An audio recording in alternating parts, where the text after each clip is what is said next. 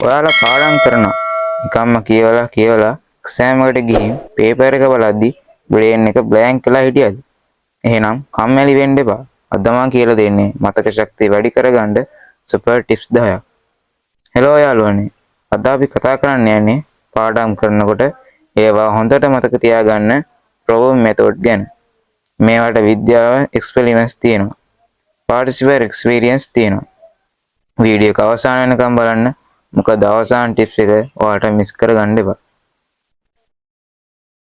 අංක 1 සම්බන්ධතා හදන්න. කියන දේවල් දෛනික ජීවිතයේ දේවල් එක සම්බන්ධ කරගන්න. උදාහරණ ඉලෙක්ට්‍රිසිටි කියනකොට ප්ලග් එක කන්ටෙන්ට් එක මතක තියාගන්න. අංක 2 පොඩි සීසන් වලට බෙදලා කියවන්න. විනාඩි 25ක් වගේ කියවලා මිනිත්තු 5ක වේගයක් ගන්න. දිගටම non stop කියවීම බ්‍රේන් එක ඕවර්ලෝඩ් කරනවා. අංක 3 නෝට් ගහගන්න. ලියලා තියෙන ලොකු පැරග්‍රාෆ්ස් ෂෝට් කීවර්ඩ් වලට සකස් කරන්න. ඩයග්‍රෑම් ඇරෝස් කලර් යූස් කරන්න. බ්‍රේන් එකට බලන්න ලේසි වෙයි. අංක 4 self ටෙස්ට් කරන්න. කියවල ඉවර වෙලා පොත අතුරුදන් කරලා ඔබම ප්‍රශ්න අහන්න. එක්ස්පීරියන්ස් මේක කොයි අවුරුද්දද? මේකේ ස්ටෙප්ස් මොනවද? ඔන්න ඔය වගේ self ටෙස්ට් කරන්න ඔයාලටත් පුළුවන්. අපි යමු පස්වෙනි එකට. අලුත් දේ පරණ දේ එකට මික්ස් කරගන්න. රිවිව්ස් කරනකොට old lesson new lesson එකට මික්ස් කරන්න. බ්‍රේන් එක රීසෙල් ක්‍රෝස් හදලා මෙමරි තියාගන්න ඊසි වෙනවා. අංක 6 මිනිමොනිස් ෆනි ෂෝට්ස් කට් හදන්න. අකුරු වලින් ෆනි වචන හදන්න. උදාහරණ planet names මතක තියාගන්න සිංහල letters වලින් joke එකක් හදන්න. මේ වගේ joke වචන ෆනි shortcuts හදාගත්තාම ඔයාලට කොච්චර ලොකු පාඩමක් වුණත් නිකම්ම මතක තියාගන්න පුළුවන්. අංක 7 යාළුවෙක්ට එක්ස්ප්ලেইন කරනවා වගේ කියන්න. ඔබ කියලා දෙන්න බැරි නම් කියවීම තවත් අවශ්‍යයි කියන අර්ථය.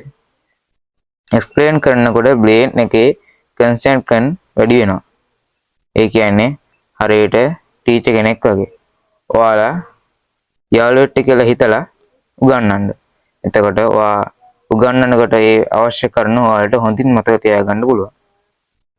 අංක 8 නිදා ගන්න. අඩුම ගානේ පැය 7ක් 8ක් නිින්ද බ්‍රේන් එකේ මෙමරි ස්ටෝරේජ් ස්ට්‍රෝන් කරනවා. ඕන්ලයින් කියවීම අමතක වෙනවට හේතු. ඔයාලා රැය වෙලා පාඩම් කරලා රාත්‍රී 10ට 11ට නිදාගෙන ආයෙත් පාන්දර 3ට 4ට නැගිටලා එහෙම පාඩම් කරනකොට ඔයාලා පාඩම් කරන කිසිම දෙයක් මතක හිටින්නේ නැහැ. ඒක තනිකරම බොරු වැඩක්. ඒ හින්දා අඩුම පැය 7ක් 8ක් වන් නිදා ගන්න ඕනේ. අංක 9 යාළුවෝ එක්ක කියවනකොට ෆ්‍රෙන්ඩ්ලි කම්බිනේෂන් එකක් වෙනවා. ෆික්ෂන් එකිනෙකාට අහනකොට රීකෝල් පවර් එක වැඩි වෙනවා. අංක 10 ස්ටඩි එන්වයරන්මන්ට් වෙනස් කරන්න. එකම තැනේ පුරා කියවන්නේ නැතුව වෙනස් තැන්වල කියවන්න. උදාහරණ ඔයාලගේ රූම් එක, ගාඩන් එක, ලයිබ්‍රරි එක, බ්‍රේන් එක කන්ටෙක්ස්ට් ක්ලෝස් ලැබෙනවා. මේ වගේ එකම තැනක නැතුව ඔයත් වෙනස් තැන්වල කියවලා පාඩම් කරන්න බලන්න.